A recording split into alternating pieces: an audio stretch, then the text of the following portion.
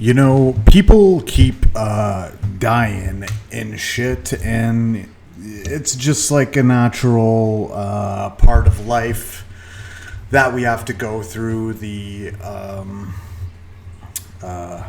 finality of our mortality.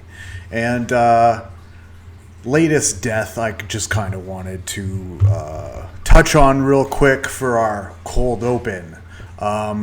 The latest RIP that we're going to have to give out is to Franco Harris, the former running back for the Pittsburgh Steelers. Finally now, Frank, you can ask God what your calling is for. I don't know if you guys have known that Franco Harris was the touchdown, the tutty facilitator of the what is known as the Immaculate Reception, which Terry Bradshaw had passed it to, I forget who the wide receiver was, but it deflected off the wide receiver's hands and went into Franco Harris's hands, who was kind of behind and not a part of the play, who caught it and ran it in for a touchdown. And that was like a catalyst year, and ended up being a catalyst moment for the Pittsburgh Steelers on their way to win 4 Super Bowls. Now, the Immaculate Reception. Now, considering all the Pittsburgh Steelers' luck early in their inception, I would not be too surprised if God was a huge yinzer, you know. And that's like the slang that the Steelers Nation used to define themselves. They're yinzers, okay? You know, but that's a perfect name for it too. You know, the Minnesota Miracle, when it was a miracle that the guy fucking tackled air, wasn't a miracle. This was kind of like a play on words, Immaculate Conception, Immaculate Reception, and it was like, you know, to the ball landing in like just the right spot, and that just having a domino effect on the events that were to come for Steelers. I mean, football is so perfect that random moments can seem divine. Ladies and gentlemen, this is World According to Kyle podcast. I'm trying something new today. I'm attempting at a video podcast. If you do not like the picture quality, you can kindly suck my dick, because I am just testing this out for now. This is actually just my my video camera on my webcam that's attached to my laptop. But don't worry, I have the sound recording right now. I have the sound recorded from my Yeti mic. So at the very least, we will have good quality audio, even if the picture, I'm anticipating that at some point the picture is going to say, hey, this is too much data or some shit. Maybe I could pause it, unless it's like in 5-minute intervals, and then I would have to do it all the time. So I might have to break this up, but I just kind of want to see how it looks on video. And I do actually have a camera, but as I was going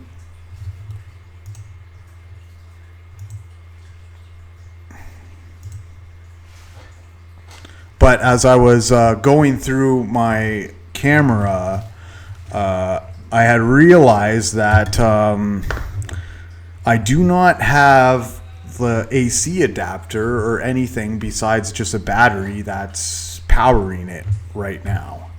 So a little shoddy. I did get a $50 Amazon card for my birthday, so which I'm gonna wait until I reel together all my gift certificates, and then one of the things I am gonna buy is that AC adapter for my Nikon camera. So chill the fuck out. I'm just trying something, okay? And hopefully it works too, because I think like some people will only be, or some people are just watching YouTube to watch video, and it's just good to have the multilateral option for everybody. I did say that in 2023, TWA2K is coming live in video for the YouTube purposes. All right, folks, let's get the pleasantries out of the way. If you want to follow me, YouTube, TWA2K, Twitter, Kyleverse, TikTok, Kyleverse, Instagram, KyleMax86, Reddit, TWA2K.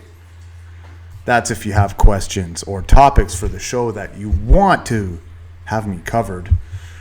Ask away in one of my DMs. As of right now, you could catch me on YouTube, iHeartRadio, and my private RSS feed, TWA2K, the world according to Kyle.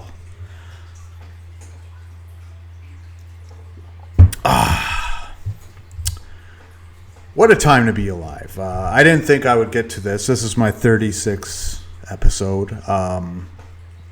I made a plan at the beginning of the year to do 2 a year, and I did 1 a year prior. So the 2 per year would have put me at 37, and I think I was sliding into like the end of October on my 31st or 32nd, and I didn't think I would be able to get it done, but there were circumstances that aided my being able to reach my podcast benchmark of 2 per year on this year. And all things considered, it was a very tumultuous year, and a lot of things that happened out of my control that took me away from being able to pod as much as I had wanted to. But nevertheless, here we are, and I'm pumping out. I'm hitting my benchmark. All I got to do is one more podcast before the end of the year, and that's 37. And like, wow, talk about a tortoise in the hare scenario. So, hey.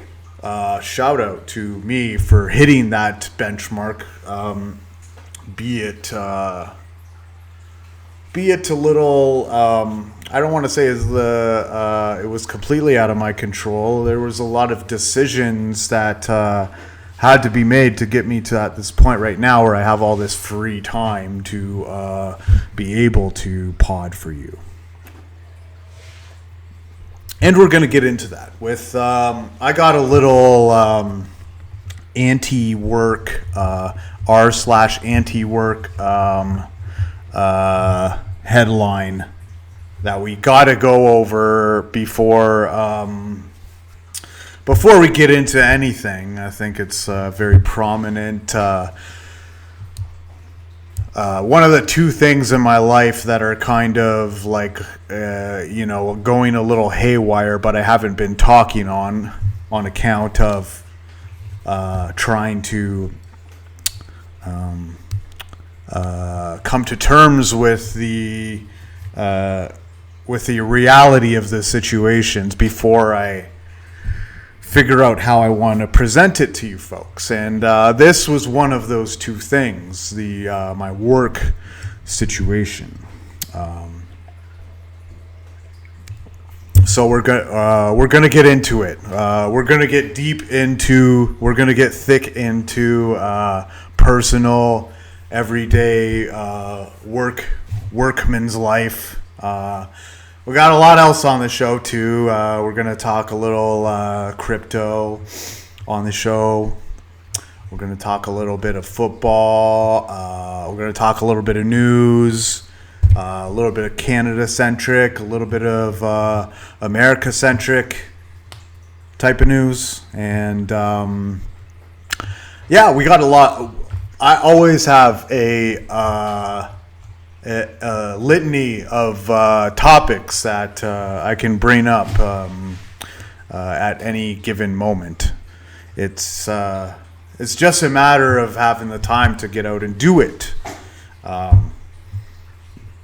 But now I definitely have the time to do it.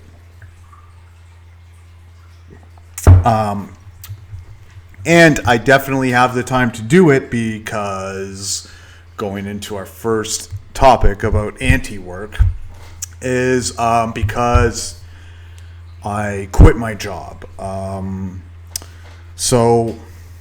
I don't know how early you're following. I assume I did not have many followers, so I'm gonna give the full backdrop of the story.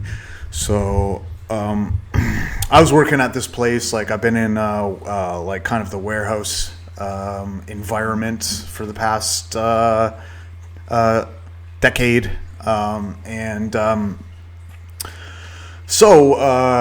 I made team lead at my last warehouse that I was at. I started as a temp and just busted my ass, and I made like team lead on the night shift, right?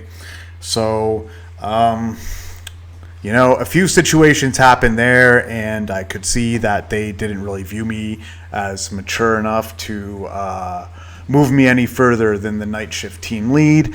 And if you were watching in video, I'm literally have the complexion of a ghost.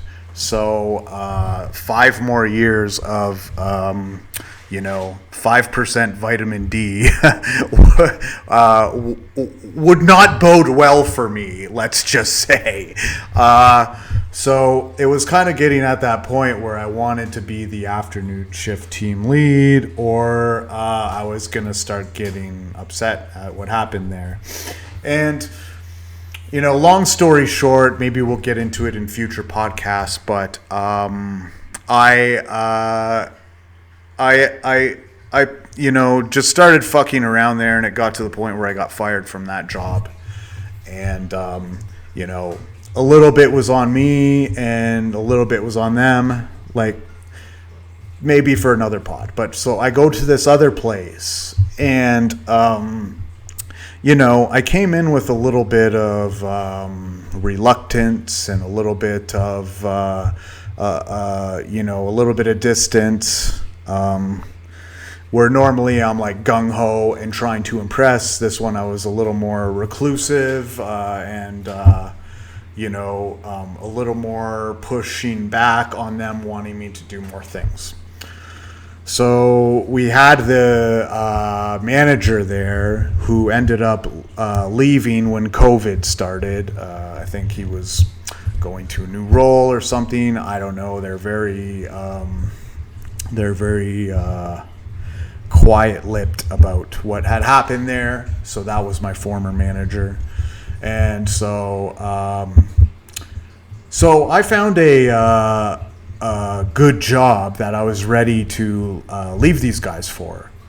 It was right up my alley, and like it was like some of these places in Toronto, like they don't pay as much as being out in the boonies, but this place had a workout facility and a basketball court that you could use. So that was very appealing to me, and so I was ready to leave this place that I was at and working at. So when I left the job I was telling you, I kind of fucked around and got fired. I got fired there in beginning of 2018, end of 2017. So I started this job, this newest job, at 2018 until like the beginning of this month. So that's kind of the timeline. So the guy who was he ended up before COVID getting fired, and then they wanted me in this to learn more and get in more positions. So I naturally pushed back against that a little bit, and so I went in and I had this job lined up at this place with the basketball court and the workout facility. And so I went into my boss, and I kind of just laid my cards out on the table. I was just like, hey, this is what's happening. I have a job lined up, and I just want to ask you, is like, where do you see my future here at this place? And so he replied, what about Blank's job? And Blank was the former, the guy who quit, who was our warehouse manager. So his title, what he insinuated by what about Blank's job, was a warehouse manager. And so now this place that I was at, I would have loved to go to the place that had the workout facility and that had the basketball court. And this place that I was currently at was, they're a bit of a they were a bit is a bit of a mess organizationally. Like they had good people in positions, but like we were outsourcing a lot of our business to other places, and it was really hammering into our profit margin and causing us to have to be cheaper than we needed to be. But I mean, that's not our fault. That's not the fault of the workers or the fault of the employees. That's the fault of management and not jumping on real estate before the shit hit the fan and and COVID popped off and inflation started to kick in. So I mean, what are we supposed to do? So they floated this idea, and it was very kind of like there was nothing firm. I got promoted to team lead from where I once was at checking and packaging and picking and shipping, and like I knew all of the different jobs there basically. So he promoted me to team lead, and then I started taking the job a little more seriously. I started going to them when I seen that there was problems with people, and one thing that they didn't take my advice on that would have saved them a lot in the long run was, I seen this guy who was very combative, and generally speaking, we had a small warehouse, but a lot of our warehouse had to depend on each other. Like if somebody wasn't there, then somebody else had to step up. And there was one guy who was just absolutely unwilling to do anything besides the particular job that he always does. And he was a little bit like quicker at the job that he does. But what I realized being on the floor and working with them was that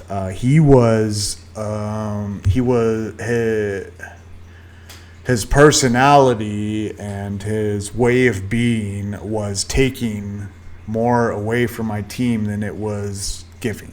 Like even though he picked like 10 or 20 more orders per day, that his presence was toxic, and whenever there was something that needed to be done, it felt like I would have to pick on certain people because he would refuse to do it. He's I'm just picking and whatever, or my shoulder hurts, or blaming it on on the rain or whatever happened. So I went up to my boss very early, and this was when they first floated that idea of me having this job. And I said, hey, this guy, he might pick a little bit more orders, but he is absolutely killing our productivity. And he is absolutely toxic and detrimental to like the cohesion of the people around us. And so, what happened is that they just looked at the bare numbers and that they didn't even listen to me. And they kept this guy around for like another year. And all these same problems keep happening. They keep magnifying. There keeps being pushed back. And I could go on for like a whole podcast about this particular fucking situation. But for the sake of not only talking about about this on my TWA2K 36, so he ended up getting fired. And then we had so there was this job that me and one other guy did, and then I was really, after he was gone and his antagonism and his standoffishness was out of there, then I was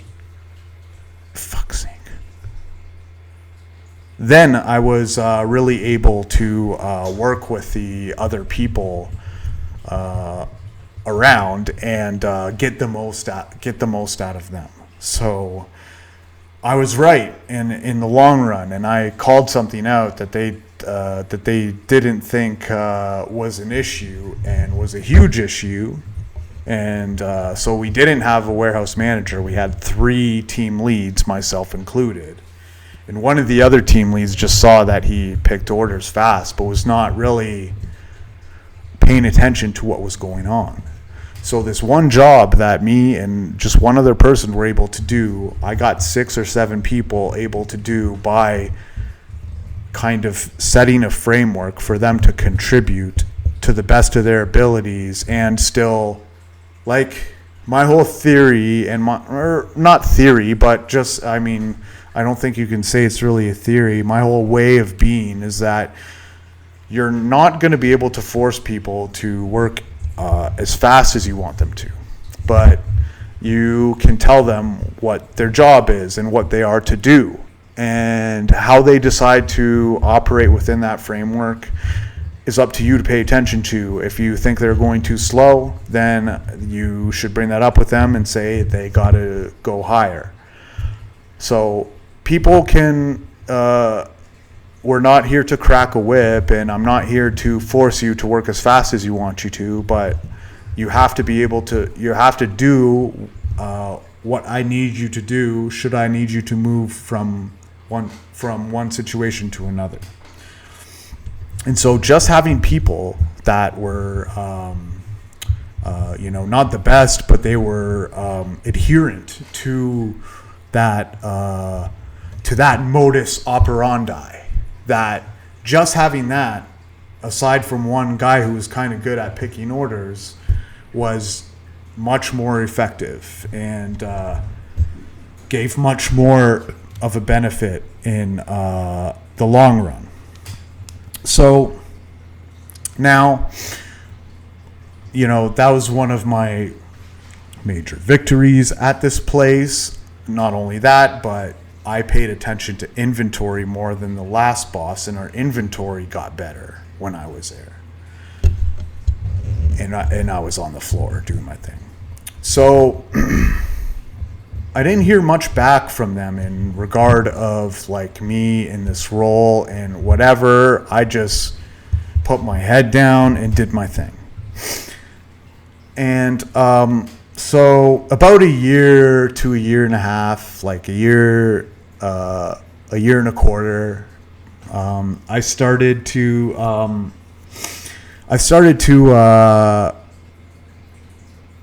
get a little distraught about the fact that I was not hearing much on the front about, because I felt like I had put in a valiant effort. Now, this place was it's a place that was hard to look good working inside of, because they had a lot of discontinuity, a lot of reactive kind of plugging holes type of thing, like a messy warehouse, outsourcing of our labor. There's a lot of there's a lot of detriments to working there. So, a year and change passed, and so I go in to my boss, the one who floated the idea of me as a warehouse manager, and so I say, hey, I've been kind of giving you a better version of myself, and been, stepping up and doing things. It's like, what I just want from you, blank person, is clarity. I just want some clarity on where this is going, on what you need from me, and how long this is going to be before this comes into fruition. And because I don't want to just stay here for 10 years of my life and have this not happen, and have me not become the warehouse manager. So he says to me, he's like, I'll let me come back to you in 2 or 3 more days. So, okay, 2 or 3 more days pass. He still didn't get back to me. A week passes. He still didn't get back to me. Like about, I do a lot of work there, and I pump out a lot of volume, and I contribute to high value items, which we can ship 100,000 to 200,000 worth of dollars flowing in a week. So I was starting to get, and I know I'm giving them bank on what they're doing. So I go up to him after about less than a month, probably in between 2 and 3 weeks, and I said, so it was after there was I go up to him after there was kind of an altercation at my warehouse between me and another guy.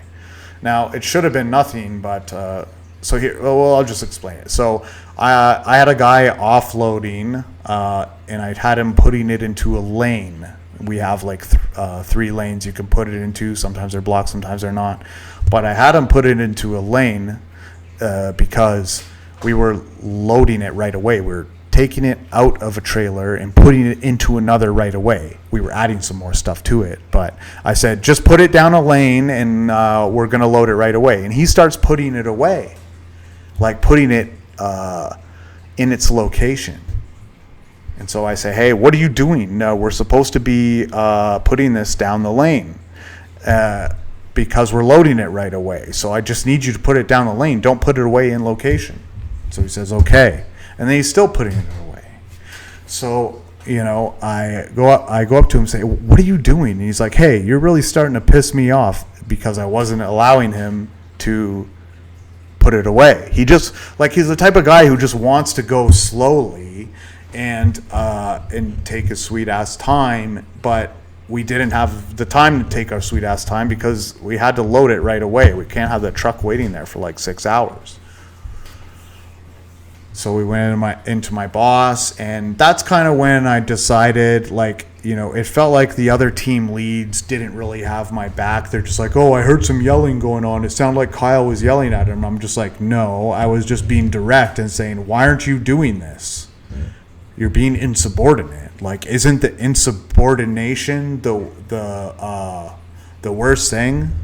So it felt like they didn't really have my back, and I just kind of had enough, and I said, I said to my boss, I was just like, what's happening? Like, I talked to you all this days ago, and you still haven't got back to me. So he says that he's just like, well, Kyle, like, if you're asking for a raise, I don't think we can do that. And I was like, I didn't I said I asked you for clarity. And so he's talking around in circles, and I'm just like, well, what could I improve on? And what he said, like, really kind of threw me off, because he was just like, it's like, well, do you think you have any weak spots? I'm just like, I think I've been doing good for you. It's like, well, I want to bring up something, and I'm just like, what is it? It's like, your memory retention. And I'm just like, what? My memory retention? And I was like, because normally I'm like, that's like one of my strongest points, is like, I'll have shit remembered from like days ago that people will tell me, oh, we have to do this. And so I'm just like, memory retention, that's like, that was like the last thing I would expect that he would bring up. And so I was just like, well, what examples do you have of me having questionable memory retention? And so he brings up this one time where I work most weekends in order to get our high volumes out. I schedule weekend shifts, and I make myself available for the weekends. So effectively, I work 6 days a week, 75% of the time, because I always had to be available on these Saturday shifts in case we had to make sure we got the appropriate amount of stuff out. Okay? So one of these Saturdays, now every other Saturday went perfect. One of these Saturdays, I didn't need absolutely everybody there. So I just went up to the people who I wanted, and normally I'll go up to everyone, hey, Saturday, everybody come in if you want. So this one time, I just go up to the people who I wanted in, and I said, hey, are you going to be available Saturday? And they said yes. So two other people came in that weren't slated to come in on that Saturday. And he says this was the example that he provided of a negative example of my memory retention. What does that have to do with memory retention? What does the fact that, like, how does the fact that people came in when I didn't ask them to, and he's like, oh, well, you could have went up to everybody and said, no, I don't want you to come in.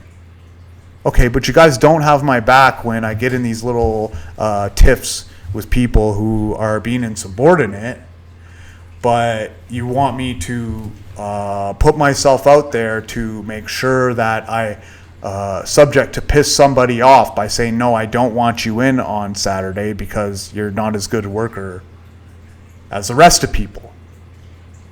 So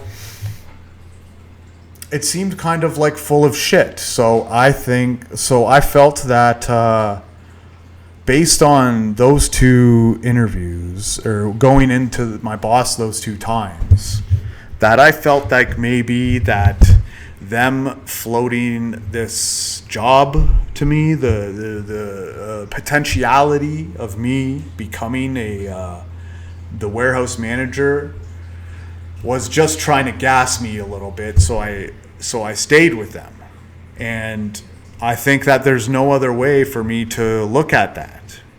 Especially the second interview, or the second time I went in there, when he was talking in circles. And then he throws back this this really soft-ass criticism of me, which is not really a point of fault. It's like my strong suit. So considering I got fired from my last job, I wanted to make sure that this did not go the same way. So I put in my notice. So I put in my notice for this job and started immediately looking for new places. And until recently, I didn't want to talk about this and what had just happened because until recently, I was still kind of searching for jobs. And, now I went on a few interviews and now I got a few people calling back, and I'm actually kind of weighing my options between one and another. I got in with another company, and I was set to hire them. And then this other company, I did a job interview for. They want to hire me on, and I kind of told them, I was like, I got another job that I agreed to, but I want to make sure what you're offering. What are you offering me? And then so I'm waiting for them to give me an offer. So it was a little bit of a rough patch for a bit there, but all things are starting to come into place. I should be working by the new year, and I made sure I had enough money banked up where if I had to take an additional month to try and find just the right job, that I would be able to. So, things are going good now, but that is kind of my anti-work rant for today. That you spend so many years of your life on this shit, and then because I could imagine somebody who is not as who's a little more gullible than me, even when I was talking to my friends, I'm just like, well, he said this, but he could just be blowing smoke up my ass. But I'll have to go back to him at some point and push him on this and put their feet to the fire. And that's what I did. And I wanted to leave on my own terms, and I could have stayed and searched for a job while I was staying, but it makes things harder, and you're less available to these other potential jobs. So, that's kind of my, it's kind of a bullshit fucking thing, for them to be able to float this for you and them having no objective reasoning they can point to that would suggest that you did not fulfill your end of the bargain and became what you needed to become in order to facilitate this transition.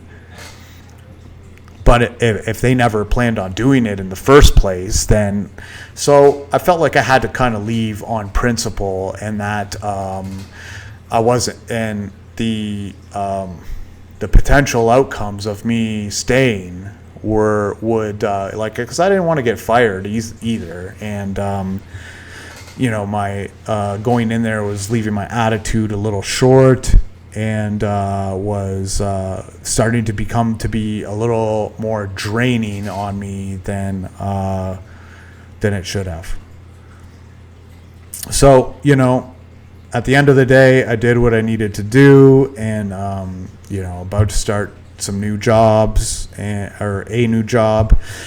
Excuse me. Depending on what gets back to me. So I'm super excited to see what gets back to me. But, that was just my anti-work rant for the day. I don't think that just raising the minimum wage is the only problem. And, I grew up to boomer parents who had made 60 to 80K out of high school. I don't think that just simply raising the minimum wage is the issue here. I think paying people what they deserve, and treating people how they deserve to be treated, and promoting a meritocracy instead of a nepotistic environment. I think those are more of the modern issues here than simply just raising minimum wages. One sec, I gotta go re-up on my drink situation.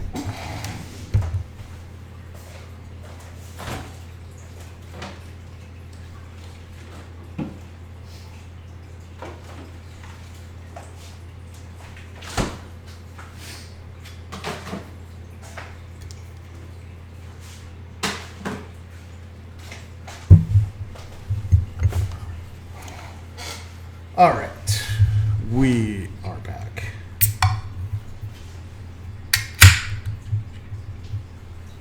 And on this edition of What's Kyle Drinking, I am drinking from Sarnia, Ontario. Foolishly good beer, 6%. Chocolate bar peanut butter chocolate stout. So it's a nice, thick, high percentage stout with peanut buttery aftertaste, and it's actually really fucking good. I definitely do not mind it at all. It is numbing the pain of my existence adequately.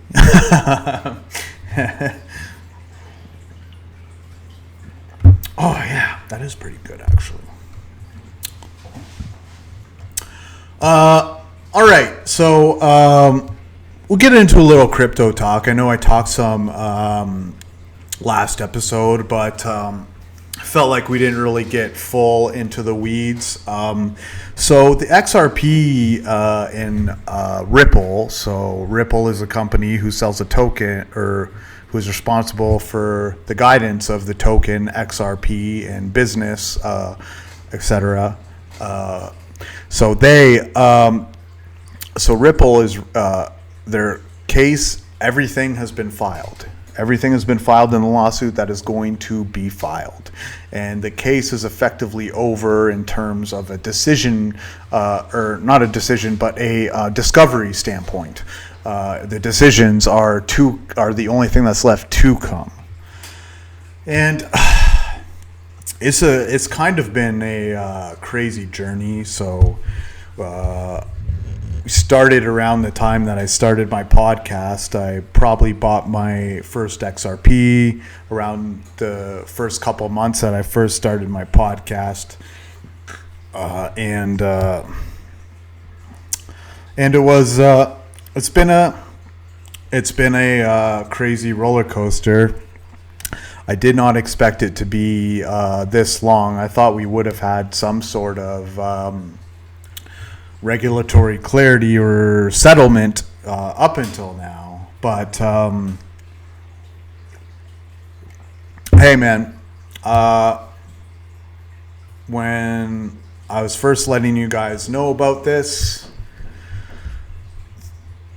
I feel like that this was a value buy because the price was suppressed.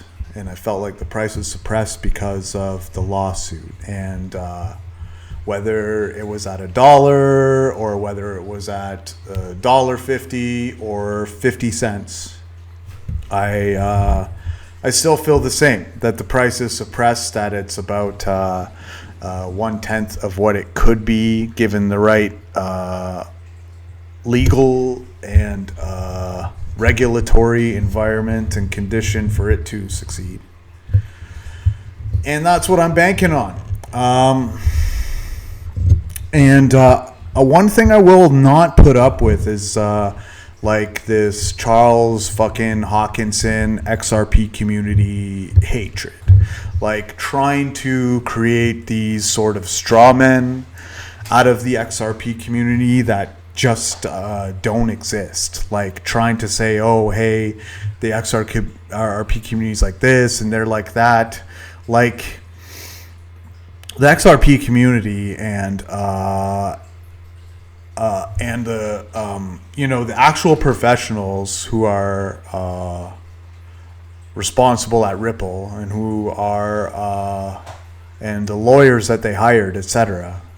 Like the XRP community is just so much more intelligent and so much less toxic than any other investment community I have seen. Like because we know that we were done dirty and we got like, and the thing is, we hitched our wagon. It's about the people that you hitch your wagon to. And David Schwartz and Brad Garlinghouse, their fucking closet was clean. Their closet was absolutely fucking clean. And this is what they have been portraying to us since day one. That's the energy, the professional mannerisms, and the way they go about themselves are like, our shit really doesn't stink. It really doesn't. And you need to be banking on that when you're supporting a company of high valuation. I mean, XRP is not like a top of its Fibonacci's. It's in the top 10 of the cryptos, but if XRP had the same market cap as ETH, it would be trading at like $10, $11, which is 20x from now. And prior to the lawsuit, the enforcement action taken on XRP against on Ripple against the ineffectively XRP by the SEC. Ever since that enforcement action, it has been depegged from ETH, whereas before XRP and ETH were coming neck and neck at each other and were competitive with each other until this, when ETH hits the top of its Fibonacci's along with Bitcoin, and XRP has never hit all-time highs since. So, when I'm talking about price suppression, that is what the fuck I'm talking about. And, when your community is so, justified and so careful about what not to say also, like, we don't go around and saying like, ETH is a security, it shouldn't be in the market, Bitcoin shouldn't be in the market, like, we don't go saying that. Like, we understand that that the market thrives better with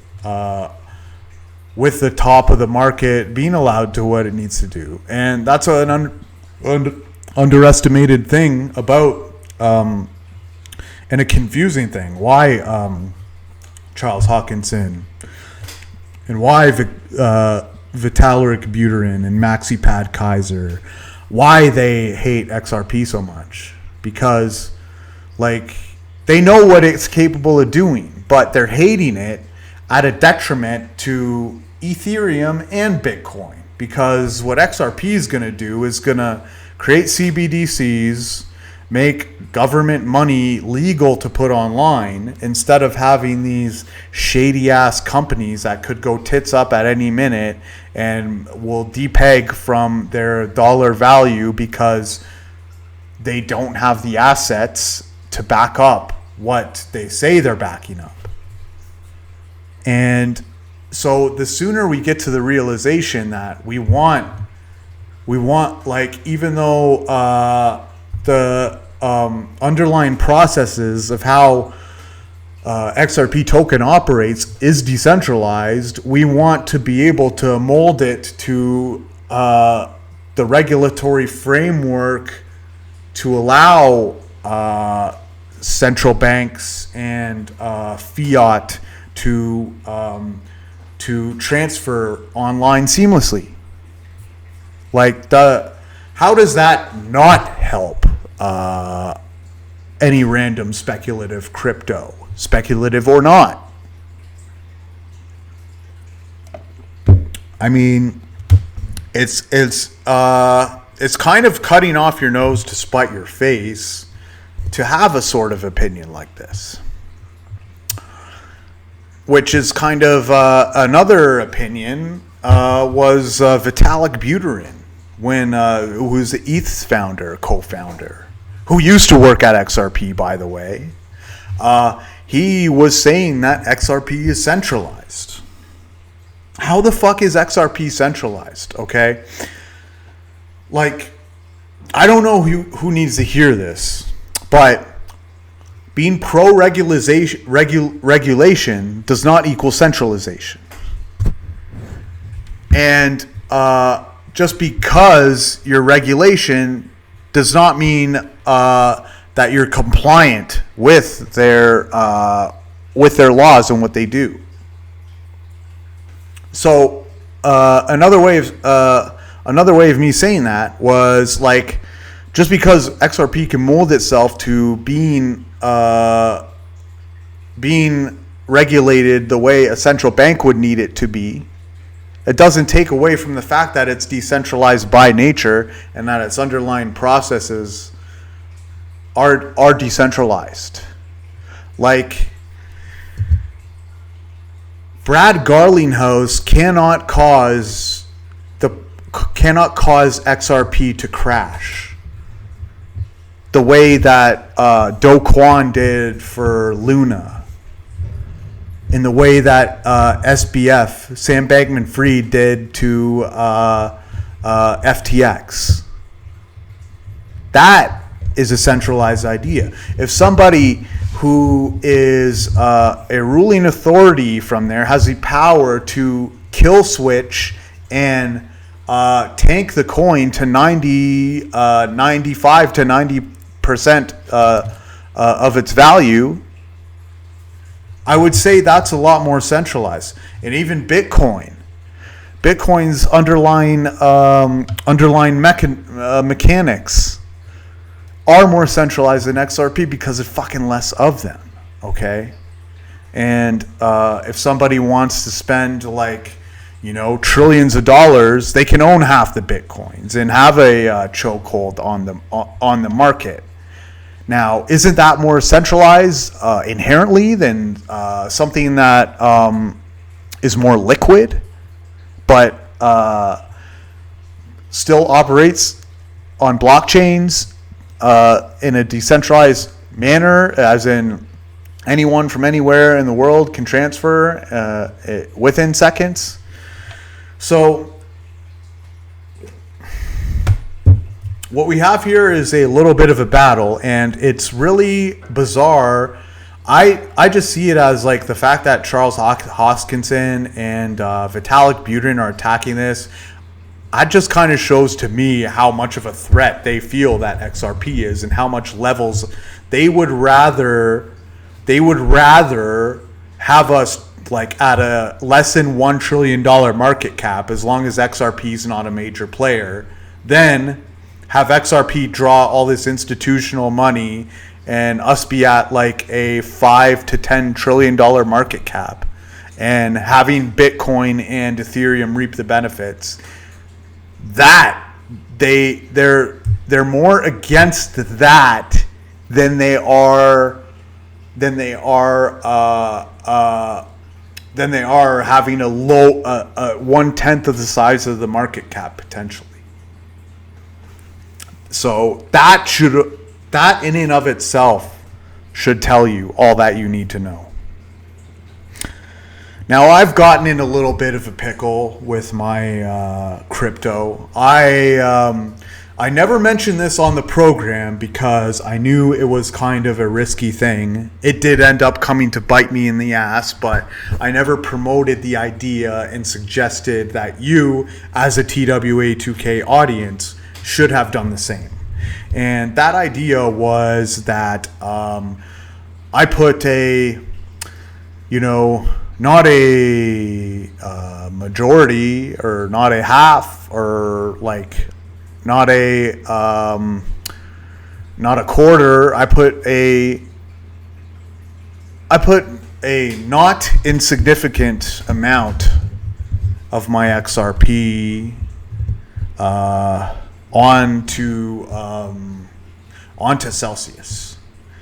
And I just thought, my thought process was that this lawsuit's going to take a couple years to play out. I should be, and I didn't, like, Celsius kind of went from $8 per cell token to like, $2 to $3. And I'm just like, well, the token collapsed, but I can at least collect back XRP off of my XRP because you had the option.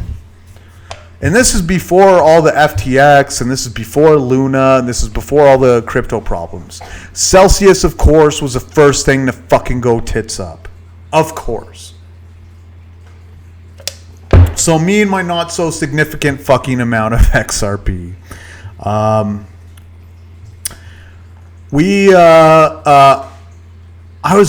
pulled it off, and then I just had all my money on this exchange, and I had a cold wallet, but you know, it's weird. It's like you put it on a cold wallet and then you can't exchange it, and it felt like the market was okay. And so I'm just like, I don't want to have all this money on this exchange. So I'm just like, all right, well, I'll put a little bit of it on Celsius and just have it grow. And it looks like, you know, Celsius already came down 25% in price. What's the worst that could happen? And I found out what the worst that can happen was. I opened my email one day and I have a message from Celsius. They say that withdrawals have been paused and that they have to file for Chapter 11 bankruptcy. So all this time has passed. I'm wondering when and how much I'm going to get back, and it's looking like anything under $5,000 will be given back, which, I mean, is fucking awesome. I would have just been happy with half of it back. But, I mean, I understand because it's a less of an investment, and if you can take care of like the plebs that invested in it on 5K and under, because like I said, I didn't put a lot in, but I'm just glad that it didn't go the way of Luna and the way of of Terra and the way of fucking what was the new one? FTX. I'm just glad it didn't go that way. They weren't so foolish with their money, and they were stupid, yes, but maybe their premise on getting people money was a little bit faulty in the first place. Maybe it was a little too dependent on the fact that crypto is just going to keep going up and up and up and up, and they didn't anticipate like a precipitous downfall. Granted, it was due to things maybe outside of the market that had this sort of impact on it. But hey, if I end up getting my crypto back, and I can withdraw my crypto, and because it's or just get half back and fucking put it away in fucking cold storage, then I'm happy with that. And it might end up working out where crypto tanks a little bit more, and I'll get a little more value on the dollar on my stuff. But I mean, it's unfortunate. They should have done right, but I think maybe their premise for giving people guaranteed returns is a little full of shit to begin with, and was couched in the idea that crypto would just exponentially go up and up and up and up and up. So maybe not the smartest of business concepts, but at least he didn't fuck around. At least he didn't double down, triple down, quadruple down, and take high leverage bets on things trying to get us out of the situation that we're in. So we'll see what happens. I guess the courts got back to me. The law company that was responsible for dealing with this bankruptcy got back to me, and I guess I'm just waiting for the final bar date for submissions for claims against Celsius. And I guess they're saying transactional accounts that are less than $7,000 will just have the ability to withdraw their crypto. Which, I mean, holly fucking Luya.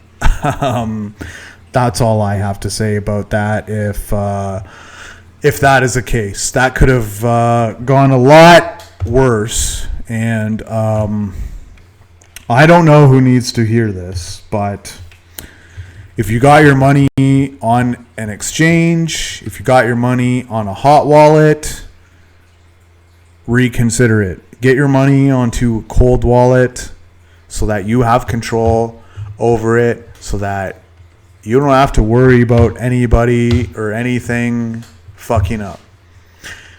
Also, you should look into those people who might be fucking up and see how your CEOs are.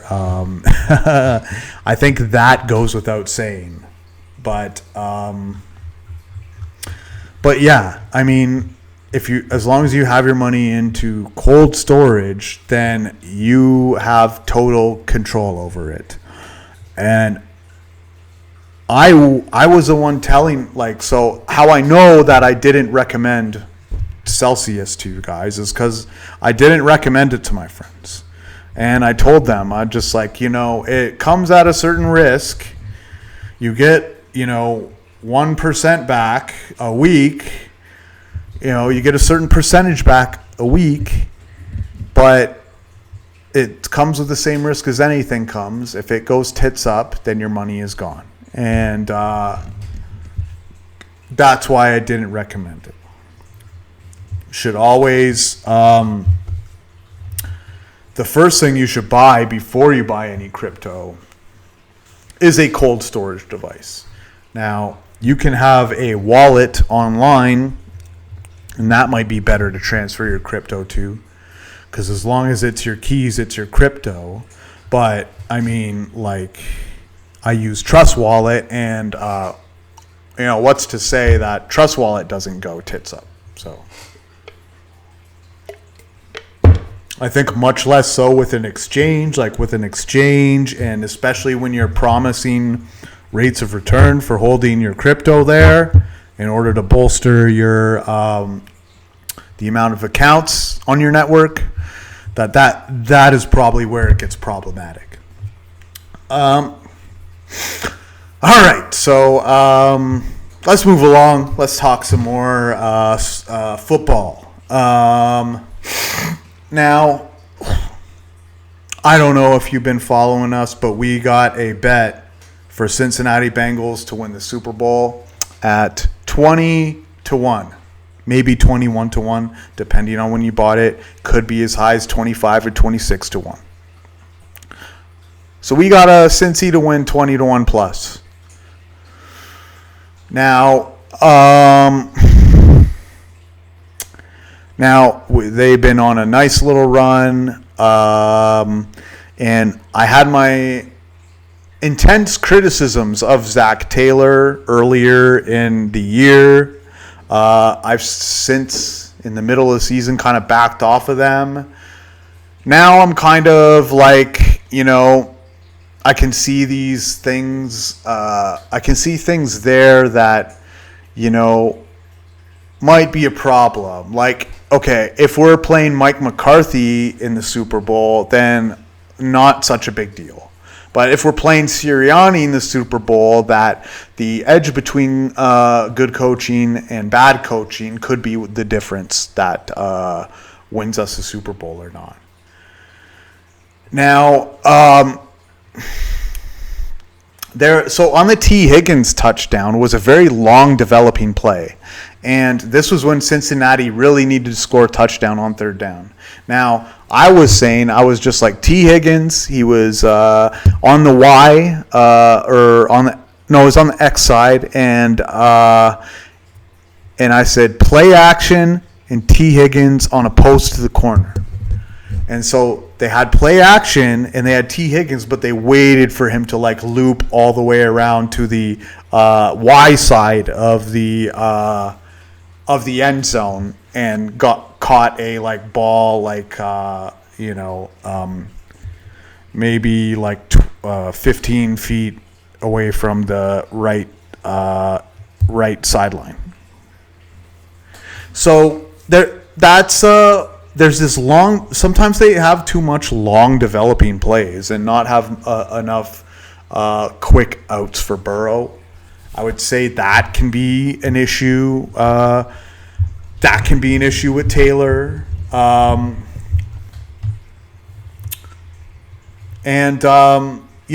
He pulled Pirine when Pirine was like smashing. He had 3 runs for 15 yards, and they pulled him for Joe Mixon inside of like in a goal to go, and Joe Mixon was averaging like less than 2 yards per carry and not having as much success against Tampa Bay's defense. Like, I view Joe Mixon and Samaje Perine as pretty equal backs, just different in personality and style-wise. Like, I think if you need a yard or 2 yards, keeping both in there is I wouldn't really have a difference between one or another. And especially if you have Perine in and he converted a first down and he's running well, then he's in the zone. Why are you taking him out? Why are you taking him out in favor of Mixon? Just keep him in there. He's in the zone. He's in the vibe, right? So I didn't like that because statistically Mixon was doing worse also, but eye test wise, Perine was getting the better of that defense, and he was the harder of those backs for them to tackle. And another thing is they're not taking their easy out sometimes. They're not they're waiting on that big play, or they have a quick easy out, and it's not audibling it to it, or they're not taking their easy matchups. But I definitely have a lot more faith now than I did at the end of the season. Another great thing about Zach Taylor is he's an awesome motivator of people. He, when you see these post-game awards where they give like a ball to like certain people, like he was very recognizing in who stepped up for the Bengals that was kind of like not such a known commodity. Like he gave a game ball to Will Cox. He gave a game ball to Trey Flowers. And Trey Flowers had a fucking incredible game, man. He was fucking now that is and that is just like a fucking Lou Amarino fucking like just perfect scheme thing where he just has Trey Flowers, who is like our tallest defensive back and the tallest defensive back in the league, like guarding like Mike Williams and shit, and just fucking swatting balls away, and it's just like, wow, like perfect. And then Brady tries to fucking force one in there, and Trey Flowers just like just snags it. I mean, like,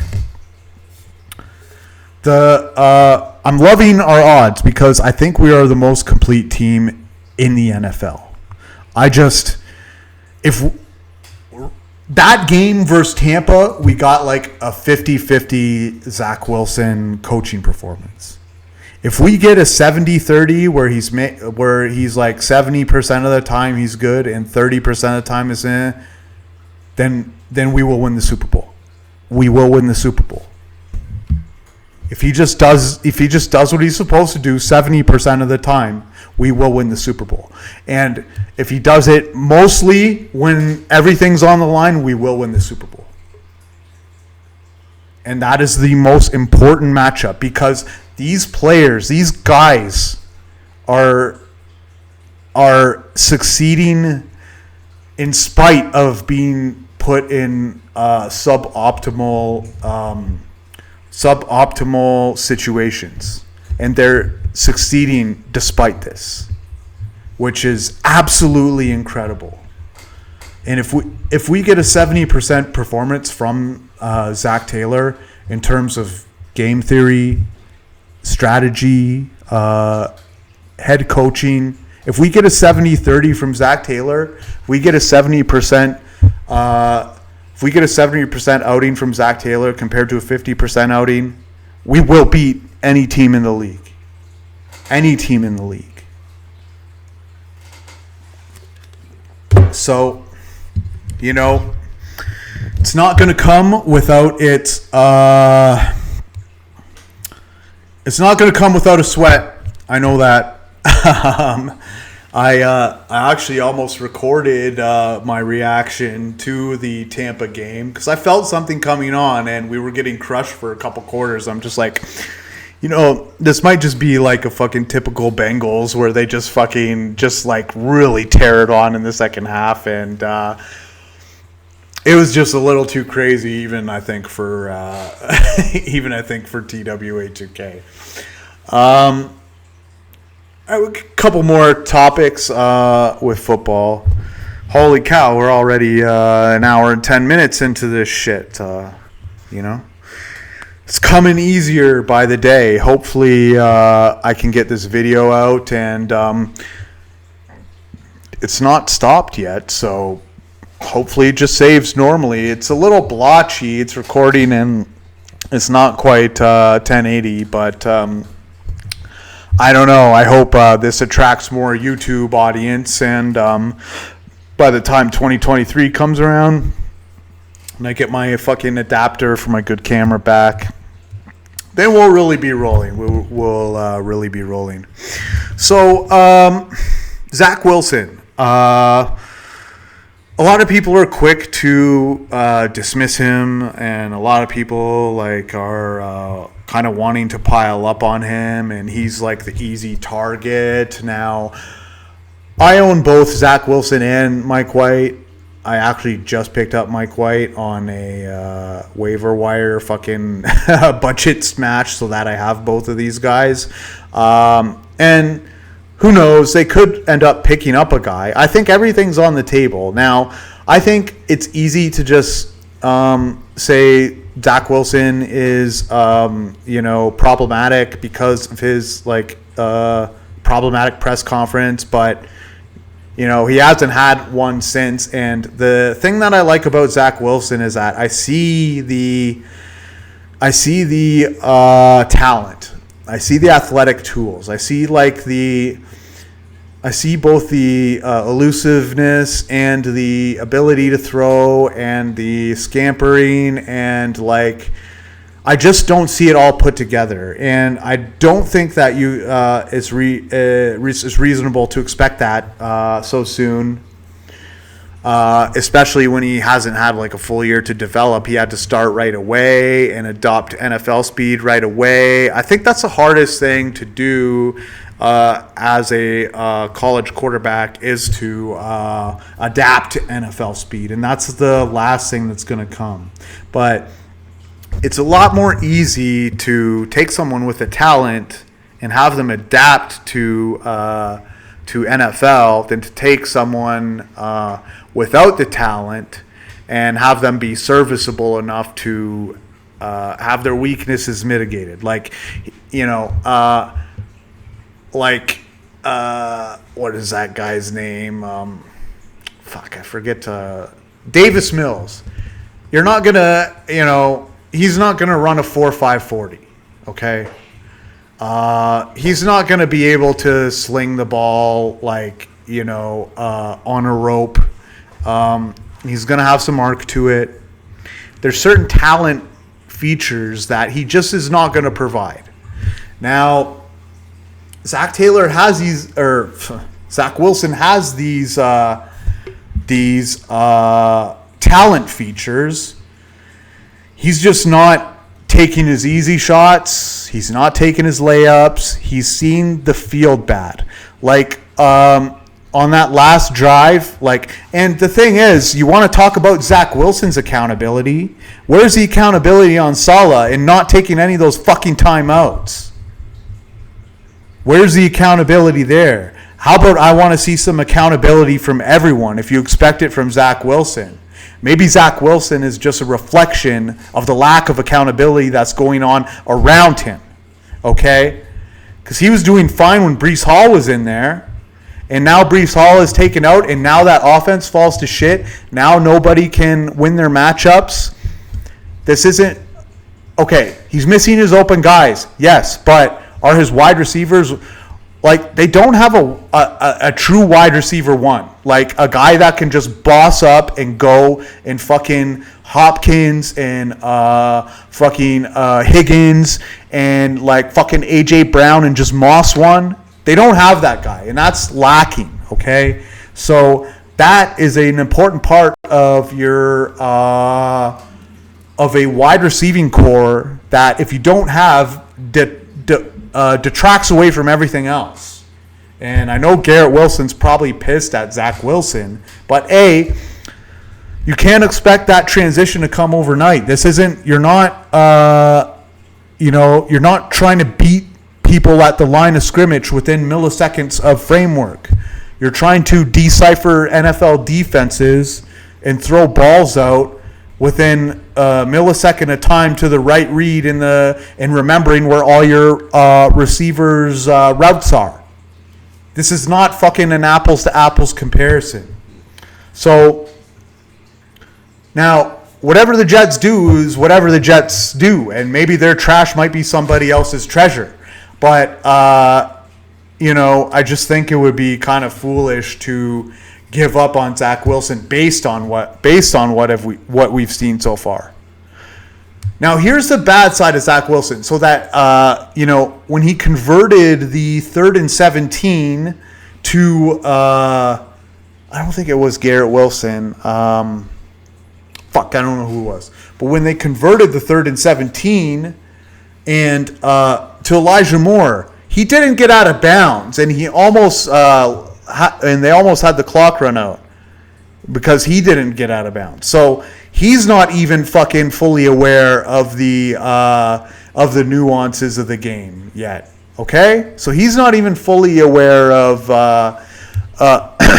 of exact game theory, and now you expect Zach Wilson to. So they did get it off in time. And Zach Wilson did convert the 3rd and 17. But so the sack that got them out of bounds where, okay, the pocket was breaking down and Zach Wilson clearly did not have an open receiver to throw to. All 3 of his wide receivers were guarded and he did not have a good opportunity. So excuse me. So he steps up into the pocket and he cuts out to the right side. But the right side is where the nose tackle, who the center was guarding him, was breaking to that same side. So Zach Wilson should have kicked out to the opposite side because everything else was the same. The left tackle and the right tackle are guarding the edges, and he had just enough space to boot out to either the right side or the left side. And he chose the right side. But that is where the leverage was against. That's where the nose tackle had the hole. That's where he had the leverage and advantage. Now, Zach Wilson needs to intuitively know to kick it out to the opposite side of the nose tackle's advantage, because after that, you basically have 15 free yards to get on that side. Now, if you go out to the side where the nose tackle has the leverage, you have 0 to maybe 5 yards potentially. Because he has an edge on, he can get you because that's the side he has leverage on. He can't go across body and get you without having to really go through that center. So that was a mistake by Zach Wilson. That was not understanding the correct game theoretical mathematical play to move.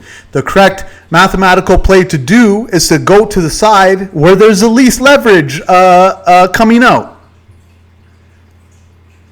Now, so that was an example. They got but that doesn't excuse Salah for not taking the timeouts.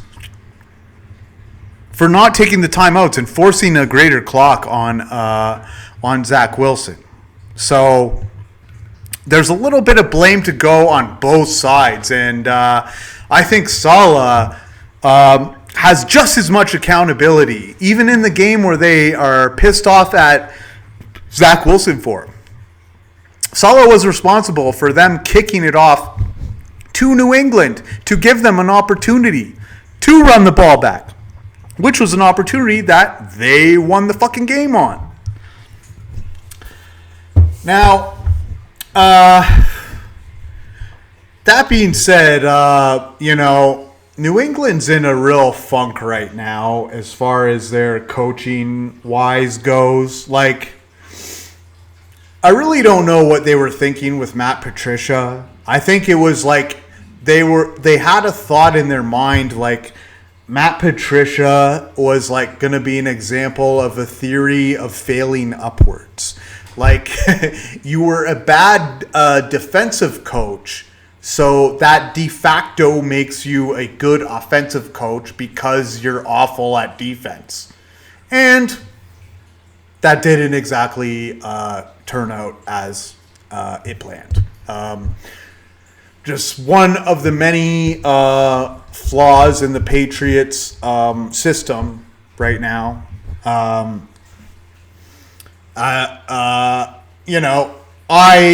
am more of a proponent of a Bailey Zappi-led offense than a Mac Jones-led offense.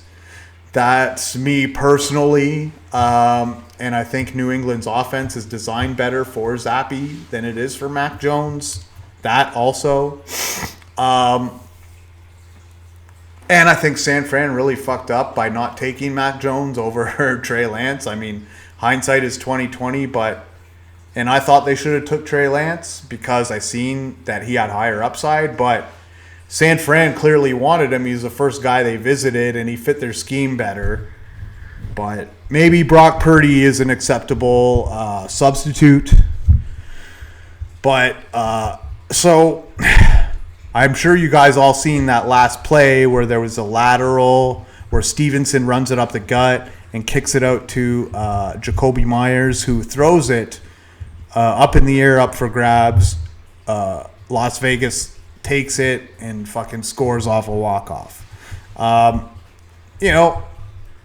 I thought at first that was a planned play because I'm just like, there's no way this could be this dumb to just do this. But there's no way it could have been a planned play because Mac Jones couldn't pass that downfield again, I don't think. He would have had to lateral it. And the only way it would have been a smart play is if it was like some sort of demented-ass flea flicker. Maybe that was what they were... But it would have... No, because they had to lateral it. So they had to throw it backwards to him, and he had to throw it back. So it just made no sense. It was just fucking stupid. Also, there was the touchdown controversy. Now, I see many people saying that Keelan Cole touchdown should not have been because he was clearly on the line. But I say, where's the evidence that he was clearly on the line? Well, you're saying, oh, hey, there is shows like there is he's past the line. Well, that doesn't show that he was down, that he touched the line before he grabbed the ball. That's just what you're assuming. And they showed another camera angle where he showed all the dirt up, not including white dirt. So there was no white dirt up, and he was clearly inside of the white, and he had possession of the ball. So when I seen it on the field, I thought touchdown. I'm just like, that's a touchdown. He dragged his feet, yada, yada, yada. And the ref agreed with me. And we seen this alternate angle. So I don't think you can turn it over on such a zoomed back view. And now maybe he grazed it, but if you have that sort of angle where it shows that he has possession and he's not past the white, but you see this thing in overhead that says, oh, maybe he was on the white, maybe he tiptoed in the white when he did it, but you don't know if that's a part of his foot that's down. So, that's not a robbery. That's just kind of what should have happened, dare I ask. And it's a little bit ridiculous that they don't have a better camera angle than that on on something that clearly could be reviewed. So that's my take on that. And to finish this off on this edition of That's So Eagles. So the starting quarterback for the Eagles has gone out with an injury, and their backup is going to be playing the last couple games going into the playoffs, because that doesn't remind us of another point in time where the Eagles may have won a Super Bowl.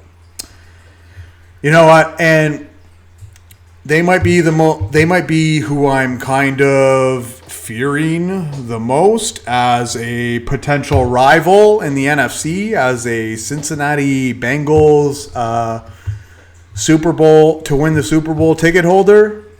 But, if we do see them, then I can't be that mad either way. I think we got a great shot against them also. So, that's all I got for now. That is a 36. I'll be doing a 37th to make sure I hit my TWA2K yearly benchmark. Since I am so close, I will be doing another one. Maybe another couple. Maybe we might go into positive EV on the TWA2K yearly, which would be great. I love doing this show, and I love bringing it to you. So, until next time, ladies and gentlemen, that was the world according to Kyle Podcasts. Later.